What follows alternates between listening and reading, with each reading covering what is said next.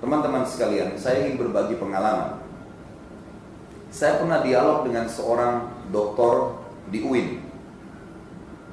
Dari UIN maksud saya, dia dosen ngajar di Universitas Islam Negeri yang dulu IAIN di kota Makassar. Tepatnya di kota Gua. Waktu itu saya masih jadi dosen di Makassar beberapa tahun lalu. Kurang lebih kisah ini mungkin tahun 2001. Waktu itu subhanallah, saya tidak ada jadwal khutbah Jumat. Duduk pas di bawah mimbar, dokter ini khutbah Jumat. Lalu dia berkata, setelah menjelaskan Al-Baqarah 120, yang tadi sudah saya bacakan sebagian ayatnya, kurang lebih bunyinya a'udzubillahi minasyaitonirrajim walan tarda ankal yahud walan nasara hatta tattabi'a millatahum. Tidak akan pernah ridho Yahudi dan Nasrani sampai kalian mengikuti ajaran agama mereka. Awalnya dia jelaskan baik, bagus saja, Yahudi itu siapa, Nasrani itu siapa. Tapi di tengah-tengah khutbah ada kalimat yang dia ucapkan. Kebetulan teman kita ini semoga Allah berikan hidayah, menganut faham liberal. Liberal ini teman-teman sekalian adalah pemahaman yang sengaja dibuat oleh para orientalis. Kalau bahasa Arabnya mustasyrikun. Dibentuk di Kanada. Di Kanada itu sekarang ada doktor, ada profesor, ada penghafal Quran, penghafal ribuan hadis. Dan ini kesaksian teman dekat saya di Madura, seorang kiai yang mengatakan dia kebetulan ambil S3, S2, S3 di sana. Dia bilang ada di sana profesor, doktor, hafal Quran, hafal ribuan hadis tapi Nasrani. Banyak ngajar di kampus. Dan targetnya adalah bukan untuk masuk Islam, tapi untuk mencari celah syubhat yang bisa membuat umat Islam jadi bingung, dikacauin dalam agamanya. Itu ada kampus khusus. Dan mereka mengirim beasiswa ke negara-negara Islam. Indonesia termasuk target nomor 1. Kemudian Universitas Islam seperti UIN ini kalau ada yang lulus S1 cum laude dikasih beasiswa S2, S3 di sana gratis, ditanggung semua, pulang lahir seperti pendiri-pendiri JIL itu. Apa kata-katanya orang-orang JIL ini? Quran sudah saatnya direvisi, nggak ngikutin zaman. Enak benar. Allah subhanahu wa ta'ala mengatakan sudah sempurna Al-Quran, lalu kemudian dia mengatakan perlu revisi. Mau disamakan dengan Injil. Injil tiap tahun di Vatikan memang direvisi sesuai maunya pastor mereka. Nggak ada revisi Quran dalam Islam. Kekal ditelawakan, a'udzubillahi minasyaitonirrajim, inna nahnu nazzalna dzikra wa inna lahu lahafidun. Kami turunkan az-zikra Al-Quran dan kami pasti menjaganya. Kata ulama tafsir, mustahil Al-Quran bisa berubah sampai hari kiamat. Nggak ada. Subhanallah, itu hari di Eropa ada satu percetakan sengaja non-muslim mencetak Al-Quran ditambah 2-3 ayat, 2-3 huruf. Dibongkar oleh anak-anak kecil yang lagi ngaji di TPA di masjid di Afrika. Dilaporin ke gurunya, ribut ke media sampai seluruh dunia. Ditutup percetakannya. Allah SWT jaga. Mereka mengatakan boleh nikah lintas agama. Gak apa-apa, perempuan muslimah itu nikah sama laki-laki kafir, gak masalah. Subhanallah. Allah subhanahu wa ta'ala kekalkan dalam Al-Quran. Jadi yang dibantahnya ayat Quran tentang wanita-wanita sahabiat yang sudah hijrah dari Mekah ke Madinah. Allah SWT melarang Nabi Muhammad SAW mengembalikan wanita tersebut kepada suami-suami mereka kalau mereka masih dalam keadaan kafir. A'udzubillahi minasyaitonir rajim, la hunna hillun lahum wa la hum yahilluna lahun, kata Allah.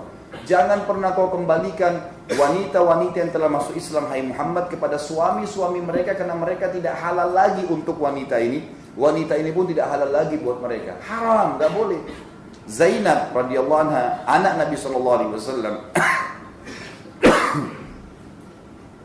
menikah dengan As bin Abi As. Pada saat Nabi SAW itu jadi Nabi, Zainab beriman pada risalah ayahnya. Tetapi As bin Abi As tidak mau beriman. Apa yang terjadi? Nabi SAW pisahkan langsung. Terpisah antara Zainab sama suaminya ini sekitar 15 tahun. Nggak kumpul lagi. Sampai As bin Abi As syahadat. Kapan dia syahadat? Ternyata waktu perang Badar tahun 2 Hijriah ikut perang bersama pasukan musyrikin dan jadi tawanan. Waktu jadi tawanan dia lihat bagaimana kebaikan umat Islam di kancah peperangan seperti singa yang luar biasa menyerang musuh-musuhnya. Tapi pada saat ditawan ke orang-orang musuh Islam ini, maka diobatin, dibaikin, diramahin.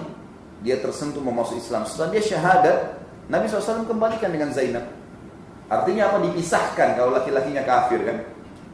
Jelas perilaku dalam agama. Mereka bilang boleh nikah lintas agama. Yang parah sekali yang dia ucapkan di khutbah Jumat, ini yang jadi saksi bahasanya. Kalau tadi itu cuma sekedar tambahan informasi. Dia bilang, kita ini umat Islam tidak boleh sendirian mengaku masuk surga. Semua orang yang buat baik bisa masuk surga. Wah, enak sekali nih. Dia turun dari mimbar setelah sholat Jumat, saya dekatin. Lalu saya bilang, akhi, setelah assalamualaikum. Langsung dia bilang, waalaikumsalam. Jawab. Saya bilang tadi, antum bilang di atas mimbar, kalau semua agama itu sama. Karena semua orang yang berbuat baik bisa masuk surga. Benar, akhi. Ciri khasnya teman-teman yang jin ini, semoga Allah kasih hidayah. Mereka selalu mengejar titel-titel tinggi di akademik, S2, S3. Tujuannya supaya tidak didebati oleh orang awam. Kalaupun antum ahli ilm datang berdebat, itu mereka segan sekali, hati-hati. Pertama dia tanya saya, Anda ini siapa dan titelnya apa?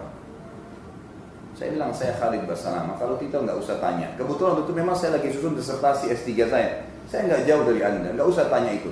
Jawab saja pertanyaan saya bilang. Saya ingin mendengarkan pendapat Anda pribadi setelah khutbah di atas mimbar, dan di sini waktu itu kebetulan mungkin 1.000-2.000 orang yang hadir Jumat. Anda mengatakan ya bahwasanya semua agama sama, semua orang berbuat baik bisa masuk surga. Jawab pendapat Anda pribadi, nggak usah pendapat para ulama. Firman Allah Subhanahu wa taala dalam surah Al-Bayyinah, juz 30, anak kecil muslim hafal.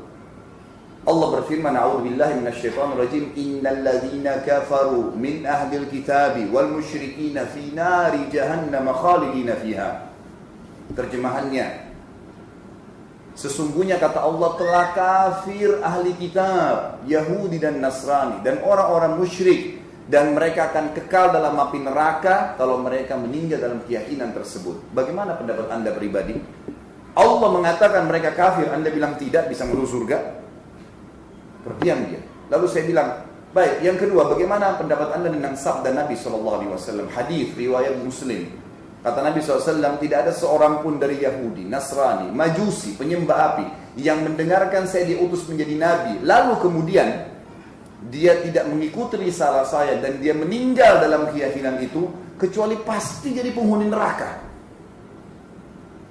Diam dia. Kira-kira mau dijawab seperti apa? Ayat jelas, hadis jelas.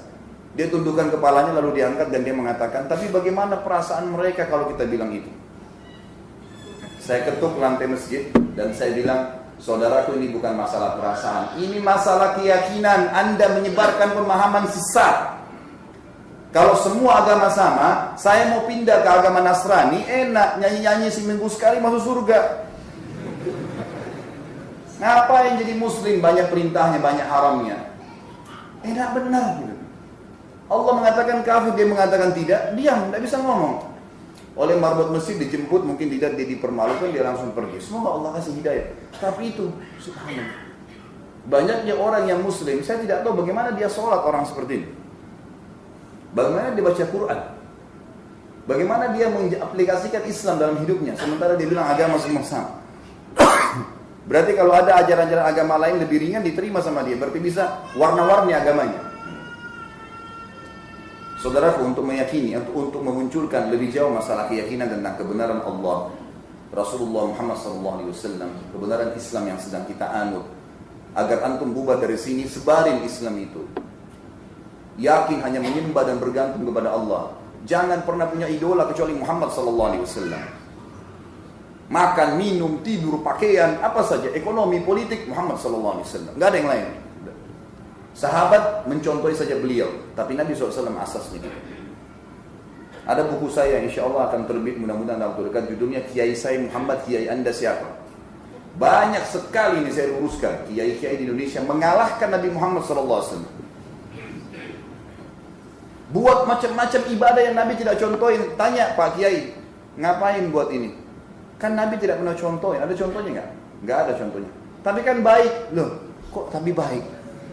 Enak benar kalau begitu, setiap orang bisa buat semaunya saja. Bayangkan ikhwan dan akhwat sekalian, kalau setiap orang bebas berbuat semaunya dalam agama ini, saya buat mau, ini buat mau, ini buat mau, kira-kira tertinggal apa dalam agamanya Allah? Kita nggak ada lagi. Kita harus menjaga kemurnian Islam.